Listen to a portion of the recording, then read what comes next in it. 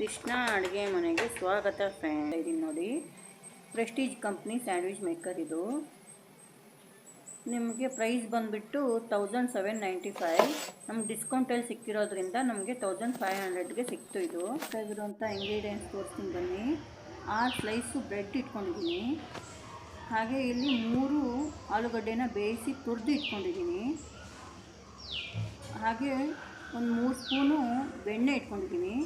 ಹಾಗೆ ಕಟ್ ಮಾಡಿರೋಂಥ ಕ್ಯಾಬೇಜು, ಹಾಗೆ ಕ್ಯಾರೆಟು, 1 ಈರುಳ್ಳಿ, ಮೆಣಸಿನ್ಕಾಯಿ ಒಂದು 4ರಿಂದ 5, ಉಪ್ಪು, ಗರಂ ಮಸಾಲ, ಹಾಗೆ ಖಾರದ ಪುಡಿ, ಜೀರಾ ಪುಡಿನೂ, ಹಾಗೆ ಚಾಟ್ ಮಸಾಲ, ಟೊಮ್ಯಾಟೊ ಸಾಸ್ ಇಷ್ಟೆಲ್ಲ ಇಟ್ಕೊಂಡಿದ್ದೀನಿ. ತುರಿದು ಇಟ್ಕೊಂಡಿರೋ ಆಲೂಗಡ್ಡೆಗೆ ಚಿಕ್ಕದಾಗಿ ಕಟ್ ಮಾಡಿರೋ ಕ್ಯಾಬೇಜು 1 ಬಟ್ಲು, ಹಾಗೆ ಕ್ಯಾರೆಟ್ ತುರಿ, 4ರಿಂದ 5 ಹಸಿಮೆಣಸಿನ್ಕಾಯಿ, 1 ಮೀಡಿಯಮ್ ಸೈಜ್ ಈರುಳ್ಳಿ.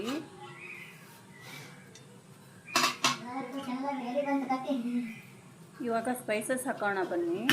ಹಾಗೆ ಗರಂ ಮಸಾಲ, ಚಾಟ್ ಪೌಡರು, ಖಾರದ ಪುಡಿ, ಉಪ್ಪು, ಜೀರಾ ಪೌಡರು. ಇವಾಗ ಎಲ್ಲ ಹಾಕಿದ್ದಾಯಿತು. ಒಂದು ಚೆನ್ನಾಗಿ ಮಿಕ್ಸ್ ಮಾಡೋಣ. ಚೆನ್ನಾಗಿ ಎಲ್ಲ ಕಡೆನೂ ಮಂದಗೆ ಮಿಕ್ಸ್ ಆಗಬೇಕು. ಎಲ್ಲ ಕಡೆ ಮಿಕ್ಸ್ ಆದಮೇಲೆ ಒಂದು ಗಟ್ಟಿಯಾದ ಒಂದು ಹದಕ್ಕೆ ಬರುತ್ತೆ.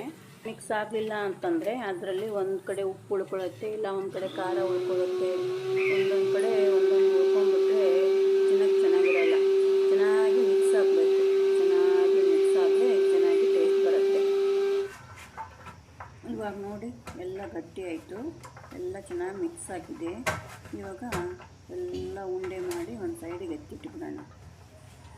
ನಾನು ಮನೆಯಲ್ಲಿ ಸ್ಯಾಂಡ್ವಿಚ್ ಮಾಡೋಕ್ಕೆ ಶುರು ಮಾಡಿದಾಗಿಂದ ಆಚೆ ತಿನ್ನೋಕ್ಕೆ ಮನಸ್ಸಾಗ್ತಾಯಿಲ್ಲ.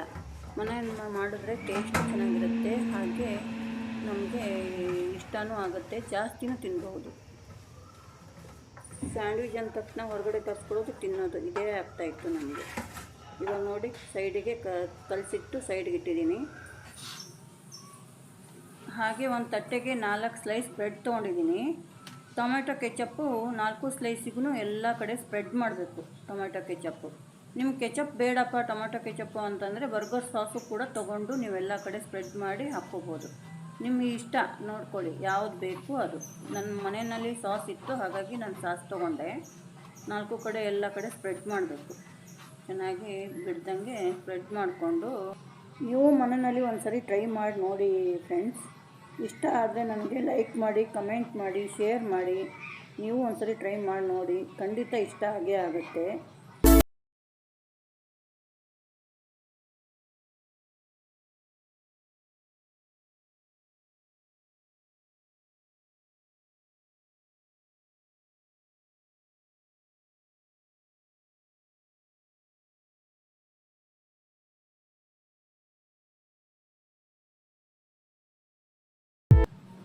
ಸ್ಯಾಂಡ್ವಿಚ್ ಸ್ಟಫಿಂಗ್ ಇರುತ್ತಲ್ಲ, ಸ್ಟಫಿಂಗ್ ಮಾಡ್ಕೊಂಡಿರ್ತೀವಲ್ಲ, ಆ ಸ್ಟಫಿಂಗು 2 ಬ್ರೆಡ್ ಸ್ಲೈಸಸ್ಸಿಗೆ ಸ್ಪ್ರೆಡ್ ಮಾಡ್ಕೋಬೇಕು.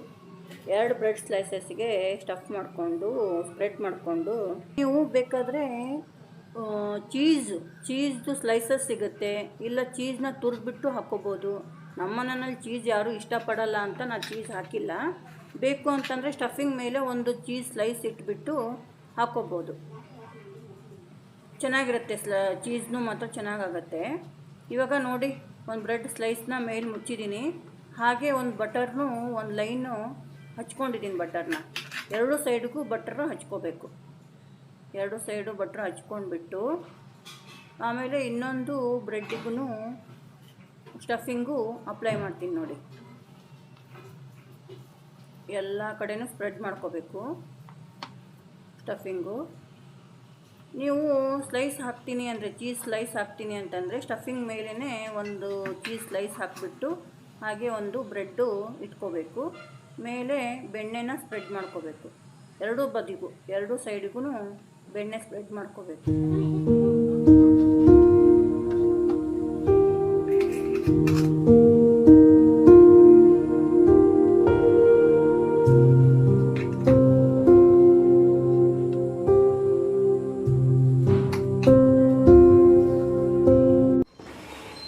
ಇವಾಗ ನೋಡಿ ಸ್ಯಾಂಡ್ವಿಚ್ ಮೇಕರ್ನ ಓಪನ್ ಮಾಡ್ತಾಯಿದ್ದೀನಿ.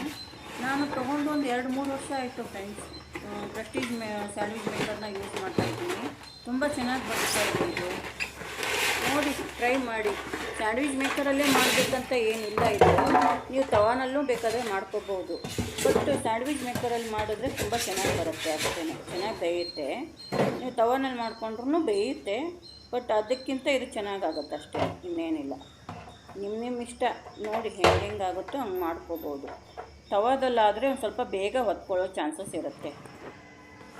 ಈ ಸ್ಯಾಂಡ್ವಿಚ್ ಮೇಕರ್ಗೆ ಕೇಬಲ್ಲು ಚಿಕ್ಕದಾಗ್ಬೋದು. ಚಿಕ್ಕದಾದರೆ ನೀವು ಜಂಕ್ಷನ್ ಬಾಕ್ಸಿಂದ ಕನೆಕ್ಷನ್ ಮಾಡ್ಕೋಬೋದು. ನೋಡಿ ರೆಡ್ ಬಟನ್ ಆಯಿತು, ಆನ್ ಆದ ತಕ್ಷಣ ರೆಡ್ ಬಟನ್ ಆನ್ ಆಗುತ್ತೆ. ಸ್ಯಾಂಡ್ವಿಚ್ ರೆಡಿ ಆದರೆ ನಿಮಗೆ ಗ್ರೀನ್ ಬಟನ್ ಆನ್ ಆಗುತ್ತೆ. ಗ್ರೀನ್ ಬಟನ್ ಆಯಿತು ಅಂತಂದರೆ ಸ್ಯಾಂಡ್ವಿಚ್ ಬೆಂದಿದೆ ಅಂತ ಅರ್ಥ. ನೋಡಿ ಇವಾಗ ಸ್ಯಾಂಡ್ವಿಚ್ ಇಡ್ತಾಯಿದ್ದೀನಿ, ಒಂದೊಂದೇ ಸ್ಯಾಂಡ್ವಿಚ್ನ ಇಡ್ತಾಯಿದ್ದೀನಿ. ನೀಟಾಗಿ ಇಟ್ಕೋಬೇಕು. ಅದು ಲೈನ್ ಯಾವ ಕಡೆ ಇದೆಯೋ ನೋಡಿಕೊಂಡು ಕಾರ್ನರಿಗೆ ಇಟ್ಕೋಬೇಕು.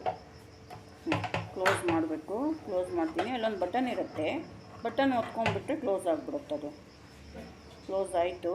ರೆಡ್ ಬಟನ್ ಆನ್ ಆಯಿತು. ನೋಡಿ ಇವಾಗ ಗ್ರೀನ್ ಬಟನ್ ಆನ್ ಆಯಿತು. ಓಪನ್ ಮಾಡಿದೆ. ವಾವ್, ಎಷ್ಟು ಚೆನ್ನಾಗಿ ಬಂದಿದೆ ನೋಡಿ. ನಿಮಗೆ ತೆಕ್ಕೋಬೇಕು ಅಂತಂದರೆ ನೀವು ಚಾಕುವಿಂದನೂ ತೆಕ್ಕೋಬೋದು. ಇಲ್ಲ ಅಂತಂದರೆ ನೀವು ಕಟ್ಗಿದು ಸ್ಟಿಕ್ ಬರುತ್ತೆ ನೋಡಿ, ವುಡ್ದು ಸ್ಟಿಕ್ ಬರುತ್ತಲ್ಲ, ಆ ವುಡ್ ಸ್ಟಿಕ್ಕಿಂದನೂ ತಕ್ಕೋಬೋದು.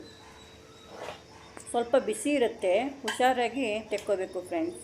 ಗಡಿಬಿಡಿ ಮಾಡ್ಕೋಬಾರ್ದು, ನಿಧಾನಕ್ಕೆ ತೆಕ್ಕೊಳ್ಳಿ. ನಂತರ ಅದು ಸ್ವಲ್ಪ ಸ್ಯಾಂಡ್ವಿಚ್ ತಣ್ಣಗಾಗಬೇಕು.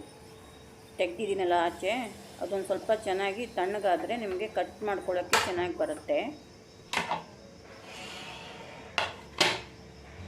ನೋಡಿ ಇವಾಗ ತಣ್ಣಗಾಯಿತು, ಕಟ್ ಮಾಡ್ಕೊತಾ ಇದ್ದೀನಿ ನೋಡಿ.